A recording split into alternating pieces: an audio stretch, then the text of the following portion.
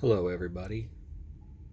So, I thought I would show you some more of my library, different books this time, not my history collection of ancient Rome, but books that I um, have from various categories. I have a problem. Well, I don't have a problem anymore, but I did where I would browse for books because I like books. And I wasn't sure that I wasn't even done reading a book, and I would see a book that looked cool, and instead of trying to remember what book it was, I would just buy it so I could have it and read it for later. And for some of these books, I haven't ever even read them. Excuse me. But there are plenty of books on here that I have read from all the genres because I like to topic hop, if that makes sense. I might want some sci-fi action book or then a comedy book after that. It depends on the mood because I'll read anything. I have to want to read that kind of book. Um, for some other friends of mine who like to read, that's frustrating because they might be genre specific and they really want me to read something, and I'm interested, but I just won't read it because I'm not in the mood yet. So where to start? I'll show you some of these. The hardest book on here for me to read so far has been The Stone Raft by Jose Saramago. This one right here. It he doesn't use punctuation. So if you can see that, there's a paragraph break, but there's like run-on sentences. So he's telling a story, and it's a good story. It's about Spain breaking off into its own island. Uh, but it was difficult for me to read because I couldn't find the author's tempo, and I was making it up on my own, but it didn't seem to work. So that was a struggle. I'm still interested. I keep it because I hope to finish it one day. Here's my favorite book on this shelf, probably. Uh, Maybe based on the amounts of how often I've read it, is this one called The Hopkins Manuscript. I stole it. I'll admit that. I stole it from my freshman English class, and it's got a picture in it somewhere. But it's about a really pretentious British aristocrat uh, whose journal is the only surviving manuscript of the moon crashing into the earth. The society that shows up afterwards finds it and thinks that's accurate history of the world before. And really, it's just one gentleman farmer and his really specific opinions on the world. So it really caught my attention because it's catastrophic science fiction, British aristocracy. Um, it was a lot of fun. This too, right here. I don't know if any of you know who R.L. Stine is. I got a compendium of the Fear Street saga because I read the Fear Street books. I read R.L. Stine, um, but the Fear Street saga was a prequel that gave you the reason for the terror, the horror on Fear Street. And I think I read these a few times. So they're a lot of fun too.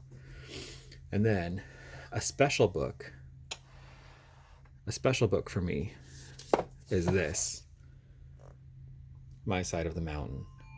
Because a really good friend of mine thought that I was gonna, I don't think he really thought I was gonna run away, but I talked about it, and I guess there was legitimate reason for other people to think that I would just disappear one day and go live off into the woods.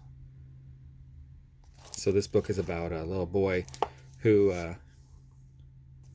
gets fed up and goes and spends a year in the woods, keeping himself alive, having adventures, making friends.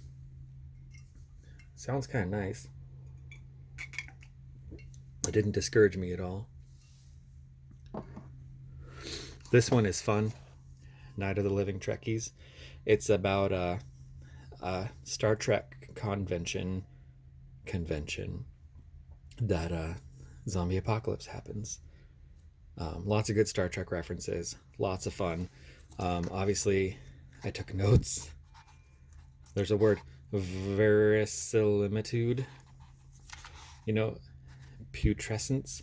One of the things I like about reading is when I come across a word I don't understand and I get to look it up. So I'm entertaining myself and I'm learning and working on my vocabulary. Uh, Humor. This book, I've only read it once because it made me laugh so hard reading it that I've been afraid that it wasn't funny. And it was a long time ago. It might have even been before I was of drinking age, so it wasn't that I was drunk that it was so funny. Um, but I keep it because of how funny it was. And someday I should read it again. Extremely personal ads. That sounds funny. So there's also books on here that I haven't, like I said, I haven't read them yet. This one, Chariot of the Gods. I love Stargate. It is one of the greatest shows. Lots of fun. And I think, if I'm not mistaken, it's all based off this book. And I should read it because I like Stargate. Oh, oh. Are those aliens or is that us? Oh, there's that Mayan spaceship thing again. That's pretty cool. I don't know what that is. Is that a guy on a swing? So that was like a ancient playground? I don't know. See, I should read this. That was also from a good friend. One of my favorite stories that I haven't read all the way through, but I've seen the movies. Picture Dorian Gray, Victorian drama. Goes a long way. Plus, Oscar Wilde was fascinating for history. Throughout my life, I've also gone for self-help because I've questioned my masculinity, what it means to be a guy, because I never really identified with my dad or my stepdad. I felt not good enough, perhaps, so I looked to books for that. And this has been a good read so far, but I haven't finished it. One of my problems of putting it down too long and topic hopping. So there's that. These ones are a lot of fun. These three right here. So they are a series of books. This is the first one. Bobby Blanchard, lesbian gym teacher. Maxie Mainwaring, lesbian dilettante. And Dolly Dingle, lesbian landlady. So they're about these single career women in the 50s who live in a boarding house, and they're single career women because they're lesbians. But they're funny and they're pulpy, fun, easy reads. First shocking printing. I admit I was shocked, but very happy because these were a lot of fun. Let's see. When I was in school, I didn't like math very much. So when I got to take like theory or philosophy of math, this book was fun. This was actually a really nice read that gave me an overview of why it's important and how it is part of our everyday life. Actually, obviously there's math in here and there's things that I'm glad I knew. I know what an ellipse is. Yeah, there's that. But it was a novel about math, and that made it fun. And also, we had to read this in math, How to Lie with Statistics, and now I trust nothing. Nothing. I also like to pull this out when any friend of mine starts to date someone new. Plus, astrology is just fun. But, are all gays astrologists, or is astrology for gay people? I don't know. Everybody. I'm drinking an American in Paris. I've never been to Paris, but it's pretty good. I bought this book because it sounded super cool. And it was Italian. I love the cover. Batman dies. And all the superheroes are old. And it's a murder mystery. But I started it. And I didn't get very far. Why do I keep these? Because I will read them someday. Yeah. So I don't know if I said this already, but I buy a book and I keep it so I don't forget about it. I've had some of these for years and I haven't even cracked them. Some of them I have, Um, just to say I have them, like I should read the Constitution, but I just have it so I could have it. This book was actually an eye opener. This was a lot of fun.